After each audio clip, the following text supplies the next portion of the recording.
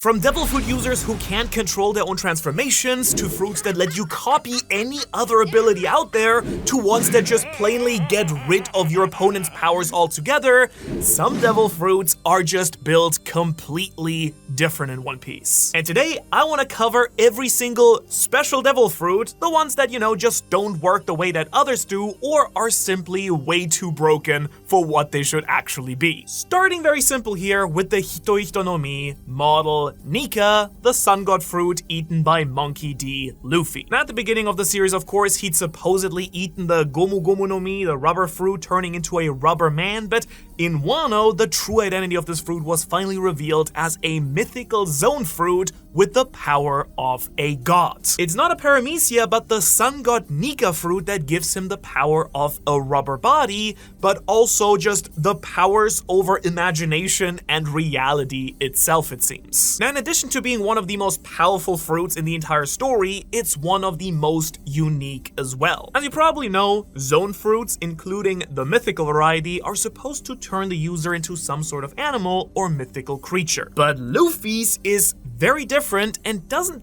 seem to follow the basic rules of this category whatsoever. As it looks like right now, it just really gave him the powers of rubber, and it didn't reveal its true nature until he actually managed to awaken his fruit, presumably. Of course, he did in the past access some transformations, I guess, reminiscent of Zoan fruits as early as Gear 4, but those can all be explained by the manipulation of his rubber body and haki instead of functioning like other mythical zones. It's just Luffy being creative with a devil fruit that he doesn't actually have. And maybe even stranger still is that none of these regular transformations are actually available in his base form like happens with any other mythical zone or even regular zone fruits, including some other humanoid ones like, for example, Sengoku's golden Buddha fruit. And I feel like it really raises the question that even his awakening could still be in its earliest stages, potentially just a hybrid form of a full transformation that will still be revealed later in the story as he finally comes to actually understand more about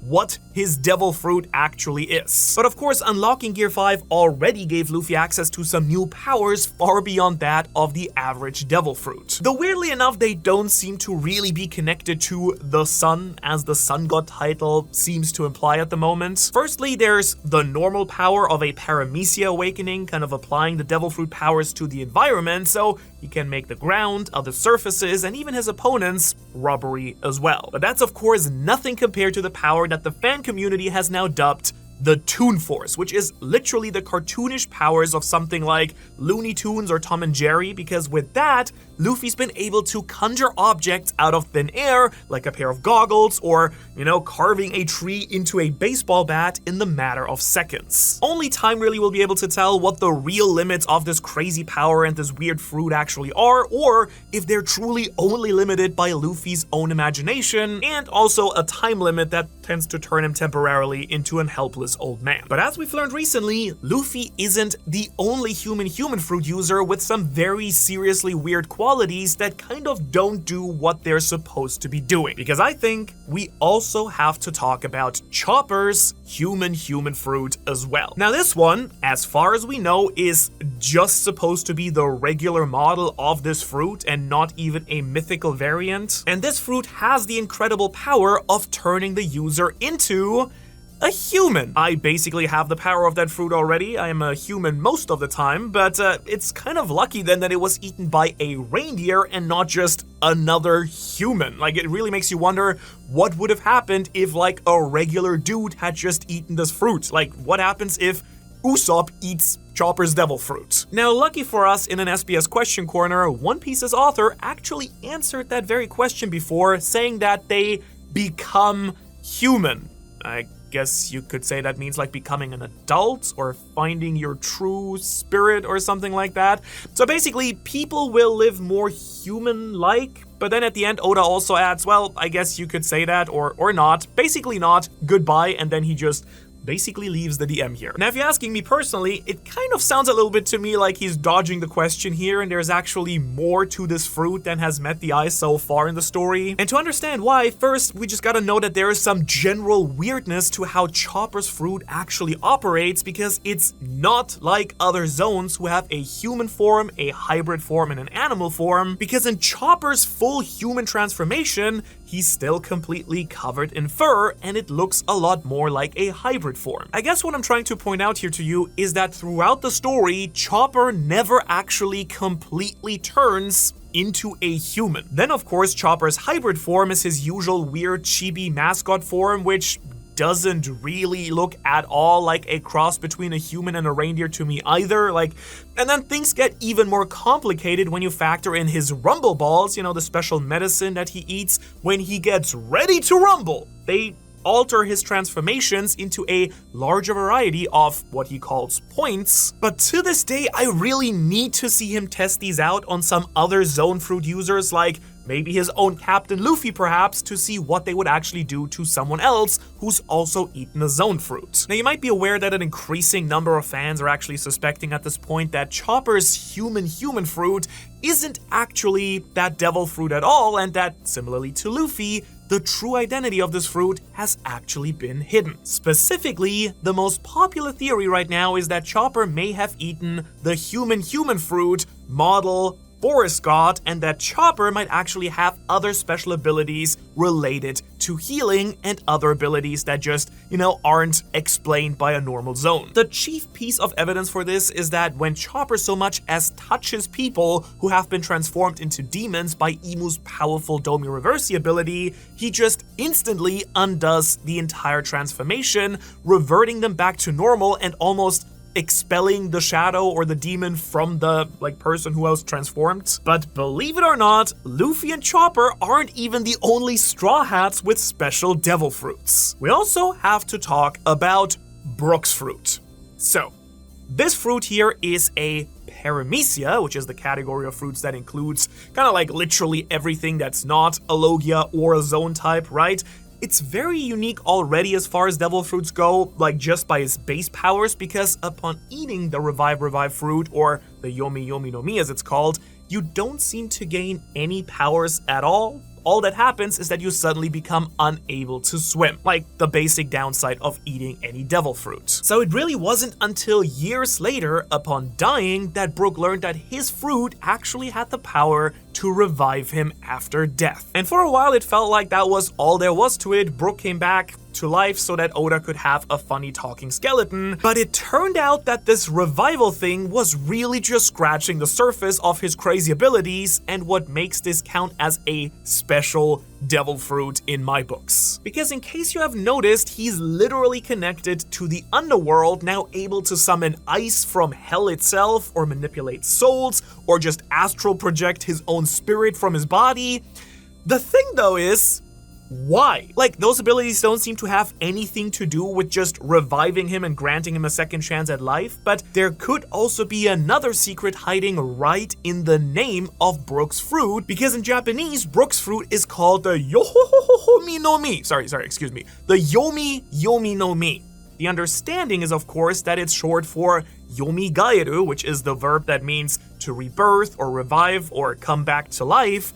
However, the word Yomi, just on its own, means the Underworld. That's the name for the Underworld in Japanese mythology, which could actually, once again, be the true hidden nature of Brook's devil fruit. And this really just makes you wonder just how much else the Revive fruit, which is just the English translation and not the official meaning, what it's actually capable of. And while we're on the Straw Hats, I can actually quickly also shout out Nika Robin's fruit as well as an honorable mention here, making all of the Straw Hat Devil Fruit users special in one or another way, because how did sprouting hands grow now suddenly into cloning yourself and teleportation and all that crazy stuff and whatever the devil thing is? And why does it summon flower petals as well, beyond being known as the flower fruit, but also sprouting limbs? Now, I'm not sure if Robin's fruit bends the rules as much as the other fruits on this list, but I still felt it was worth pointing out that her fruit is also kinda weird. The next entry, though, is absolutely special for a completely different reason, though. Because the next fruit I want to talk about is the Azure Dragon Fruit, but not the one that Kaido ate, specifically the one that Kozuki Momonosuke ate instead. This fruit here is special because it's actually a clone made by Dr. Vegapunk of an already existing fruit that is at this point absolutely being used by someone else. It's just like a real shame that the fruit was a total failure in Vegapunk's own words and ended up turning Momo pink instead of blue. What a bad fruit. All my homies love Azure, and that thing is not Azure. Also, since I hope we're all homies here as well, I'd like to ask you to try something out with me. If you're watching this on mobile, can you go and hit that hype button if you go to the right here? Because honestly, it's a new YouTube feature, and I just want to see if it does anything because this is a new, smaller channel. And I'm just really curious what happens if we actually hype this video up. But back to now our devil fruits. Momonosuke's fruit isn't the only artificially created devil fruit out there, of course. We know that Caesar also developed artificial devil fruits, but with much less accuracy than the original Vegapunk one. If you eat one of his smile fruits, you can transform into a very weird hybrid, like Hold'em here, who has a lion's head growing out of his stomach, or like Fortrix, who is, well, wow, that one's just rough, man. Or, if the smile fruit is a failure, you're then cursed to laugh for the rest of your life, unable to express any other emotions, on top of getting no other cool animal powers anyways. But perhaps even stranger than the smiles are the Seraphim, clones of the 7 warlords created by Dr. Vegapunk, because these guys each have devil fruit powers and they didn't even have to eat devil fruits to gain these powers to begin with. Instead, Vegapunk was able to extract certain Paramecia devil fruit powers from their users' bloodline elements, which is basically DNA in One Piece, and then used it to create green blood, which is actually what flows through my veins if I pound too many Monster Energy drinks. Though in One Piece it actually gives the Seraphim devil fruit powers, while the only power it gives me is vibrating from way too much caffeine and it kinda messing up my sleep schedule. Now that I want to go back to devil fruits that are special because they just function unlike any others in the story, and we have to talk about Sugar's hobby fruit. And yeah, you knew I was gonna include this fruit on the list just because of the sheer absolute ridiculous levels of broken that it is. In case you've never heard of it before or you've just forgotten, this Doflamingo subordinate here was basically holding up the warlord's criminal entire enterprise on Dressrosa single-handedly with her ridiculously busted fruit. Turning people into toys, that just feels like a classic devil fruit move, to be fair. Totally makes sense with the toy fruit. Forcing that toy person into absolute loyalty, unable to disobey any of your commands. Now that one already seems like it's kind of pushing the limits of what a toy-based devil fruit should be able to do, but then we get to the really crazy, like, dystopian Black Mirror fact that when Sugar turns someone into a toy by just touching them, she then also erases all memories of that person from everyone in the entire existence of the world, making it to them as if they had never existed. What? What? And again, all she needs to do to activate this absolutely horrendous power is touching her opponents, boop, and you're just trapped inside of some toy with everyone you've ever known completely forgetting that you ever existed.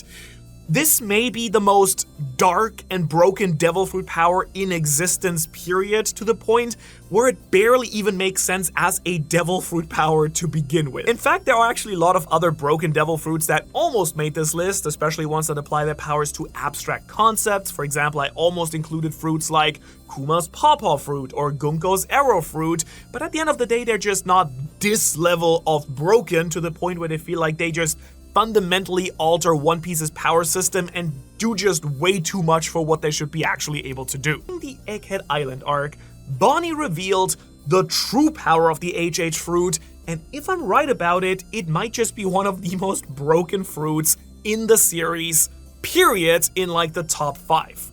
Bonnie is able to use a technique called Altered future that gives her powers based on a different potential timeline that she could have taken in her life. And most notably, of course, she uses this ability to then transform into a Nika form, just like Gear 5 Luffy. And if turning into a literal god isn't enough for you, if you really take a breather and think about it for a second, this might potentially make the HH fruit effectively a copy fruit that could potentially give Bonnie access to the powers of, I don't know, any devil fruit at all that she knows about if she just imagines herself in an alternate future in which she actually got her hands on that fruit. Absolutely ridiculous, and just imagine Bonnie not being a kid, but, you know, I don't know, imagine Lucci having that fruit, or like someone with like some more brains even. I don't know, like it would get absolutely crazy. Moving on though, here's a fruit that we all thought was gonna be on this list too, Trafalgar Law's Ope Ope no Mi, which is also just ridiculously broken. The basic rules of this fruit, which are already kind of crazy, is that he can manipulate everything and anything within his operating room, right? But those effects then remain well beyond this room that he creates, with him being able to pocket a heart or 100 of them and keep people's literal lives in his hands. He's also not only limited to affecting people's physical bodies either, because Law can also go as far as swapping people's entire minds and personalities into other people's bodies. But where this fruit truly, of course, stands out from any other is the random power of the perennial youth operation.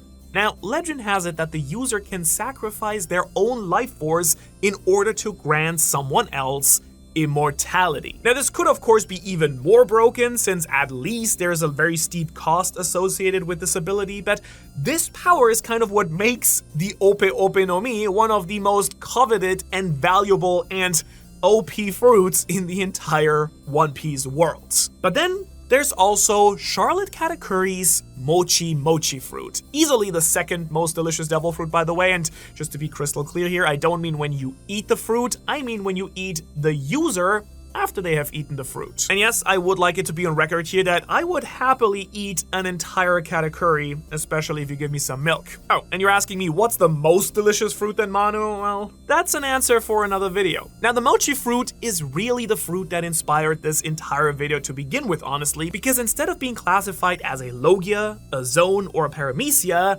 this is the one and only fruit so far in the entire series that's been designated as a special Paramecia. And there's a reason for that. You see, Katakuri's fruit has all of the hallmarks of being a Logia fruit, with the ability to generate endless amount of Mochi, but also being able to turn his own body into Mochi as well. However, the rules of Logia fruits also dictate that they need to be naturally occurring elements, and since Mochi is a man-made substance, this then caused Oda to give Katakuri's fruit a classification all of its own as a special Paramecia, located somewhere in between these two categories. Now, since that reveal, some fans have actually speculated that maybe Magellan's poison fruit may be another one of these special Paramecia fruits. However, his fruit follows the standard rules of a Paramecia much better, because while he can seemingly generate infinite quantities of poison, he never seems to transform his body into it.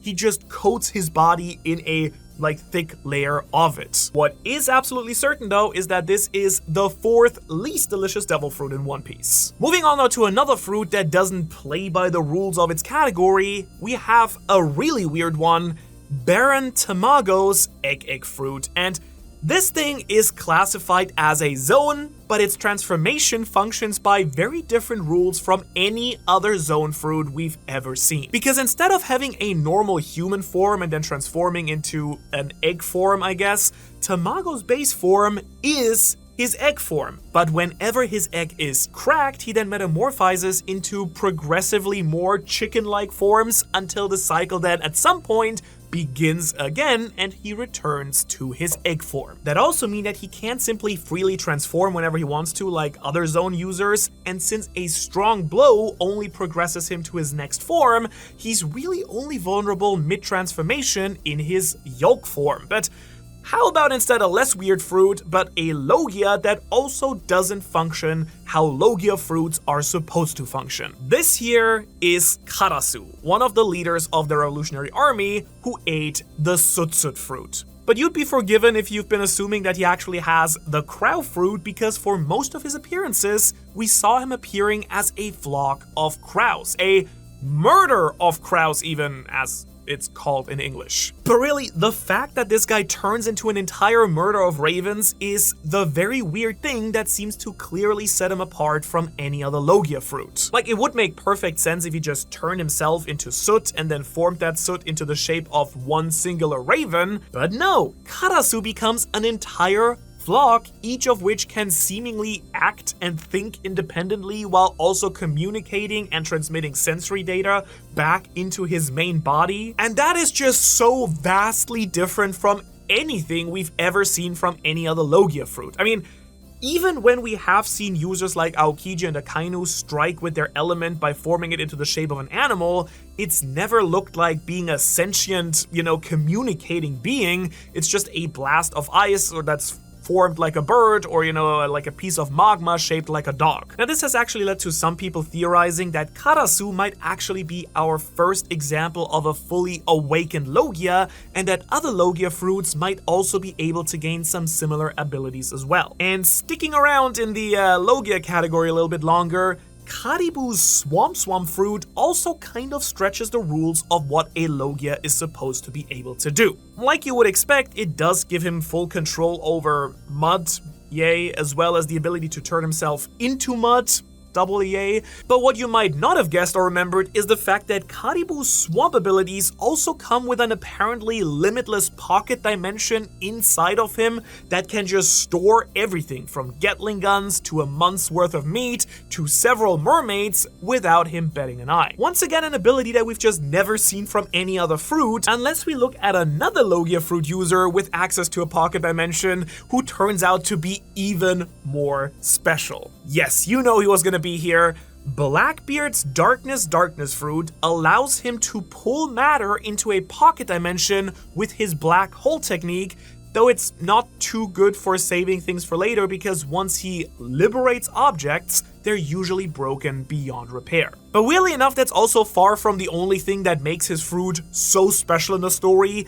It's more that it breaks the rules of Logias and even devil fruits completely, because Marshall D teaches Logia fruit, even though being known as the strongest Logia, doesn't allow him to become intangible by turning into darkness. Instead, strikes against him are actually amplified due to the Darkness Fruit's ability to pull things in through a force field very similar to the gravity of a black hole. In general, like, his Darkness Fruit is kind of themed around a black hole, a, collapsed sun. So there's like some shenanigans going on here anyways. As a trade-off though, he gains an absolutely broken and unique ability, which is to just be able to neutralize any other devil fruit power while he's in contact with the user, thus canceling out any other devil fruit that his opponent might have. I'd also say it's very, very likely that we've not even come close to seeing the full capabilities of this fruit yet in the story, but it's possible that he needs to be in complete darkness to use its full powers, which could actually be the reason that he had his crew cover him up with a large sheet when he had to steal Whitebeard's fruit at the battlefield after Marineford. However, this is of course unconfirmed, and since we've since then seen his crewmates steal devil fruits by killing the user with a fruit basket nearby for the power to reincarnate into,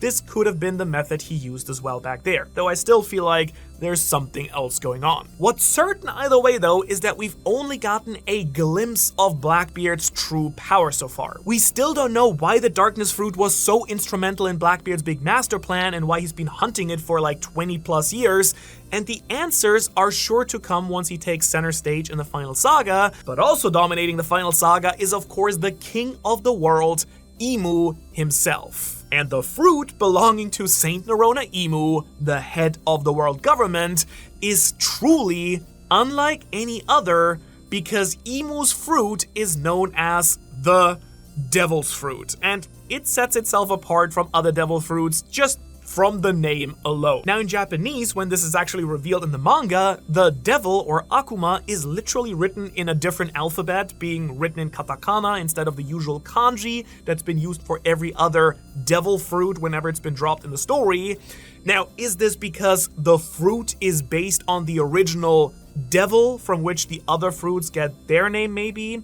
Is this fruit itself responsible for creating all the other devil fruits to begin with? Like, there are still a ton of other possibilities for the lore of this fruit specifically, but what's sure is that in the Elbaf arc, Imu showed a ton of the devil fruit's abilities already, and truly, the sheer number of powers and abilities it has are what makes it easily a special fruit unlike anything we've ever seen before. Because using the Devil's Fruit transforms Imu from the shadowy silhouette form he usually appears in into a devilish form that looks like a few of One Piece's races kind of mushed together into one crazy powerful guy. He of course resembles a Lunarian, a member of King's race with a large body, with dark skin and white hair, and huge black angel wings, but he also has a dark flame halo where a normal Lunarian back flame would go to, but unlike King's, his flame is black and covered in his signature Imu eyes. Then weirdly, he also has a pair of horns resembling a member of the ancient giants like Loki, or possibly like one of the mysterious Oni race that Kaido belongs to. And one of the main powers of the fruit seems to be the ability to make pacts with other people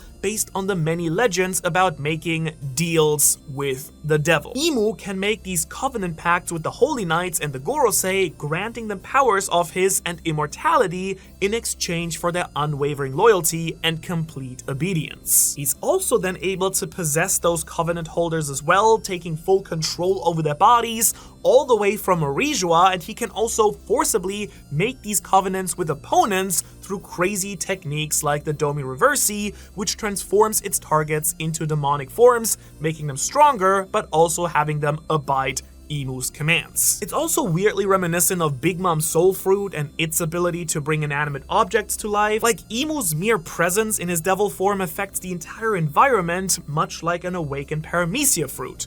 The trees and houses themselves come to life in shadowy demonic forms, laughing and singing in celebration of the Devil King of the World's arrival. And then of course, there's also the Abyss. Through summoning circles, Imu and his covenant holders can traverse long distances instantaneously by teleportation. And using others of these abyssal powers, Imu can conjure objects, such as his grimoire to cast spells, and the black flames associated with the abyss can also be seen when Imu uses his Omen technique, a power that can either devastate his enemies with overwhelming power or heal and buff up his allies. And without any doubt, I'm sure that there will be many other devilish powers that Imu will still reveal within the story, alongside with a ton of lore around the Void Century and even earlier that has been foreshadowed in the mysterious Elbaf mural, which I do a full breakdown in this video right here. Otherwise, thanks so much for watching, and I will hopefully see you in the next video